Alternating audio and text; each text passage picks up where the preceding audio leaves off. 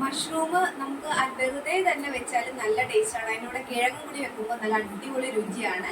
അപ്പോൾ ആ മഷ്റൂം കിഴങ്ങ് മസാലക്കറി എങ്ങനെയാണ് വെക്കുന്നത് നമുക്ക് നോക്കാം. ഈ വീഡിയോ ഇഷ്ടപ്പെട്ടാൽ ലൈക്ക് ചെയ്യുക, ഷെയർ ചെയ്യുക, സബ്സ്ക്രൈബ് ചെയ്യുക, അവലോടുക. നമുക്ക് നേരെ വീഡിയോയിലോട്ട് പോവാം.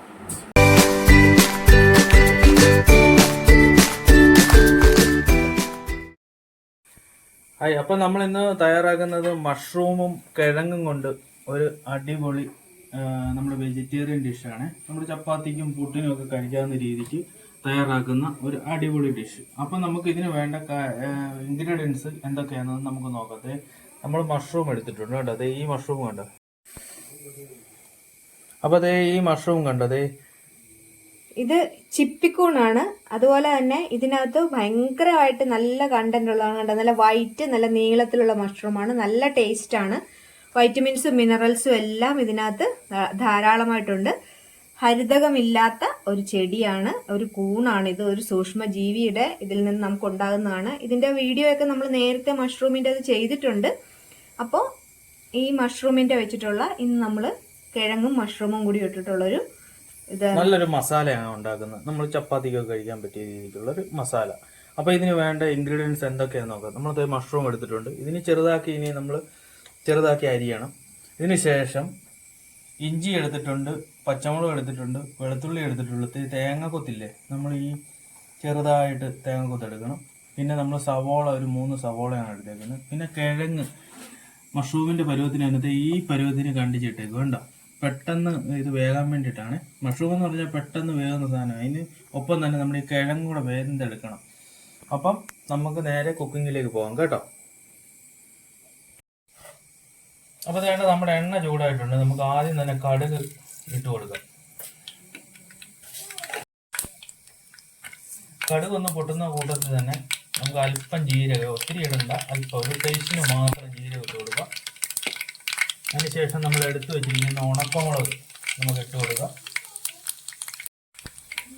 അതിനുശേഷം നമ്മൾ ഇടുന്നത് തേങ്ങാക്കൊത്താണ് കേട്ടോ. തേങ്ങാക്കൊത്ത് നല്ല രീതിക്ക് ബ്രൗൺ ആക്കി എടുക്കണം.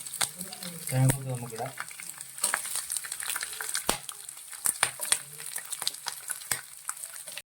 നമ്മുടെ തേങ്ങാക്കൊത്ത് ഒരു ബ്രൗൺ കളറായിട്ടുണ്ട്. അപ്പം നമുക്ക് ഇഞ്ചി ചോപ്പ് ചെയ്ത് വെച്ചിരിക്കുന്ന ഇഞ്ചിയും വെളുത്തുള്ളിയും കൂടെ ഇട്ട് കൊടുക്കാം.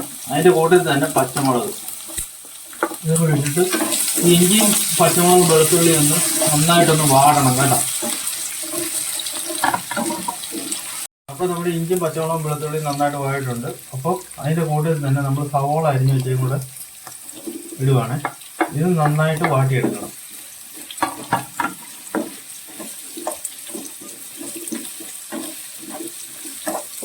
ഈ സവോള ഒന്ന് വാടാൻ വേണ്ടി നമ്മൾ ഒരു അല്പം ഉപ്പിട്ട് കൊടുക്കുവാണ്.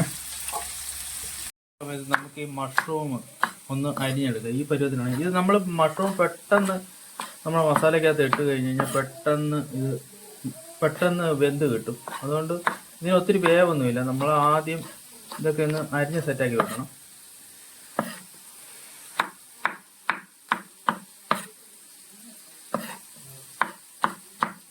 നമ്മൾ അരിഞ്ഞെടുത്തിട്ടുണ്ട് കേട്ടോ. അപ്പോൾ ഇത് നമ്മുടെ സവോളയും ഒരുമാതിരി വഴണ്ട് വന്നിട്ടുണ്ട്. ഈ സമയത്ത് നമുക്ക് ഒരു തക്കാളി നമുക്ക് ഇട്ട് കൊടുക്കാം കേട്ടോ.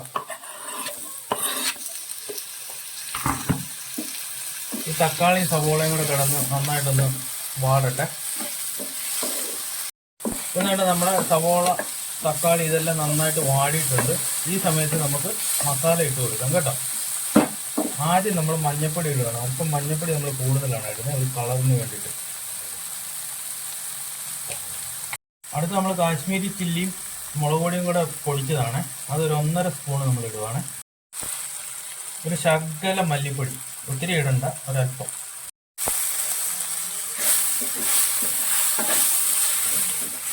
ഇനി മസാല ഒന്ന് നന്നായിട്ടൊന്ന് മൂക്കട്ടെ. ഇതിനകത്ത് കിടന്ന് നമ്മളിപ്പോൾ ഇട്ടിരിക്കുന്നത് മുളക് പൊടി, മല്ലിപ്പൊടി, മഞ്ഞൾപ്പൊടി ഇട്ടിട്ട് ഇത് മസാല ഒന്ന് നന്നായിട്ട് മൂക്കണം. ഇതിൻ്റെ കൂട്ടത്തിൽ തന്നെ അല്പം കുരുമുളക് പൊടി ഇടുവാണേ. ഒരല്പം കുരുമുളക് നമ്മൾ ചേർക്കുകയാണ്. ഒത്തിരി വേണ്ട, ലെസ് സ്പൈസിയാണ് കറിക്ക്. തന്നെ ഒരല്പം ഗരം മസാല അതും കൂടെ ചേർക്കുക. ഈ മസാല നമ്മുടെ ഇതെല്ലാം കൂടെ നന്നായിട്ടൊന്ന് മൂക്കട്ടെ. നന്നായിട്ട് മൂത്തിട്ടുണ്ട്. അപ്പോൾ ഇത് നമ്മൾ എടുത്തു വെച്ചിരുന്ന കിഴങ്ങ് നമ്മൾ ഇതിലേക്ക് ഇട്ട് കൊടുക്കുകയാണ് ആദ്യം തന്നെ. എന്ന് പറഞ്ഞാൽ ഈ കിഴങ്ങ് ആദ്യം വെന്ത് വരണം, അതിനുശേഷം നമ്മൾ മഷ്റൂം ഇതിലേക്ക് ചേർക്കത്തുള്ളൂ. നമ്മുടെ ഈ കിഴങ്ങ് വേകാനായിട്ട് നമുക്കൊരു 5-10 മിനിറ്റ് എടുക്കും. അപ്പോൾ നമുക്കിതൊന്ന് മൂടി വെക്കാം. ഇത് കണ്ടത് നമ്മുടെ ഈ കിഴങ്ങ് കണ്ട നല്ല മസാലയൊക്കെ ആയിട്ട് നന്നായിട്ട് യോജിച്ചിട്ടുണ്ട്. പകുതി വേവായിട്ടുണ്ട്, ഒരല്പം കൂടെ വേകണം, എന്നിട്ട് നമുക്ക് മഷ്റൂം ഇടാനൊക്കെ പറ്റും. മഷ്റൂം പെട്ടെന്ന് വേകുന്നതായതുകൊണ്ട് ഇതൊരു 3/4% വേവാകുമ്പോൾ മാത്രമേ മഷ്റൂം നമുക്ക് ഇതിലേക്ക് ഇടാനൊക്കെ തുടങ്ങും. അപ്പോൾ അതേ നമ്മുടെ കിഴങ്ങ് ഇട്ടതിന് ശേഷം ഉണ്ടല്ലോ നമ്മുടെ മസാല നന്നായിട്ട് റെഡിയായിട്ടുണ്ട്, കിഴങ്ങും വെന്തിട്ടുണ്ട്. അപ്പം അതിൻ്റെ കൂട്ടത്തിൽ നമ്മൾ അരിഞ്ഞു വെച്ചേക്കുന്ന മഷ്റൂം കൂടെ നമ്മൾ ഇനി ഇട്ട് കൊടുക്കുവാണേ. മഷ്റൂം ഇട്ടിട്ട് ഒരു 2-3 മിനിറ്റ് ഇളക്കിയാൽ മതി. ഈ മഷ്റൂം പെട്ടെന്ന് വേവും. നമ്മുടെ ഇപ്പം കിഴങ്ങ് ഒരു 3/4% വെന്തിട്ടുണ്ട്. ഇനി ഒരു 2-3 മിനിറ്റിന് ശേഷം ഈ മഷ്റൂം കൂടി ഇതിനകത്ത് യോജിക്കുന്നു. അപ്പോൾ നമ്മുടെ കറി റെഡിയാവും മസാല. അപ്പോൾ ഇതൊരു 2 മിനിറ്റ് നമുക്കൊന്ന് മൂടി വെക്കാം കേട്ടോ, ഒന്ന് ആവി കയറിക്കോട്ടെ.